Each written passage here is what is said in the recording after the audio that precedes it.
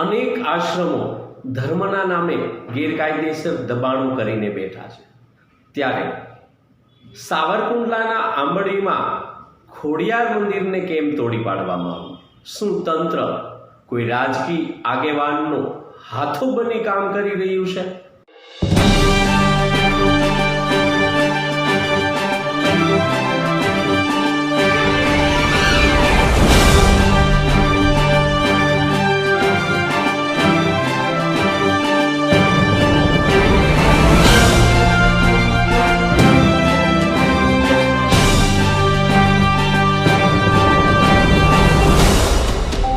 મહેશ ચોટવડિયા, આંબરડી ગામ ઉત્સવ આપ જોઈ રહ્યા છો. આંબરડી ગામેથી ડિમોલેશન ચાલી રહ્યું છે.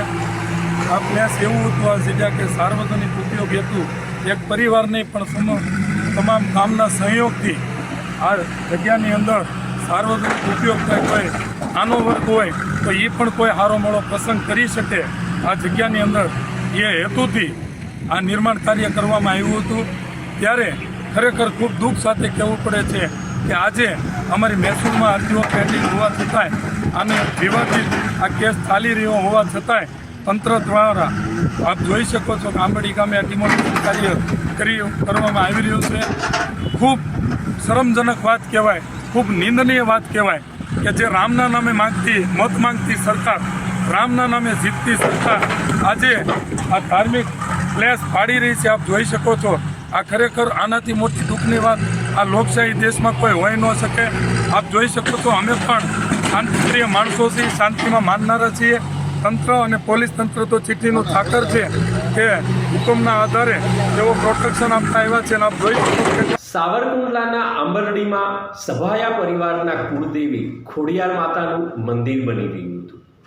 એક વિશાળ એ સ્થાન બની રહ્યું હતું જ્યાં સામાજિક કાર્યો, ધાર્મિક કાર્યો પણ થતા હતા, લોકસેવાના કામો થતા હતા. સમગ્ર ગામને એ સ્થાન ઉપયોગી થતું હતું.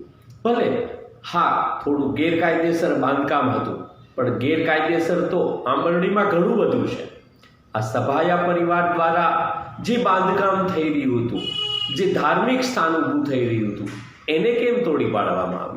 અને જો ધાર્મિક સ્થાનને પણ ગેરકાયદેસર રીતે ગણીને તોડી પાડવા હોય તો અમરેલી જિલ્લામાં એવા અનેક આશ્રમો છે જે મોટી મોટી જગ્યાઓ વાળીને બેઠા છે.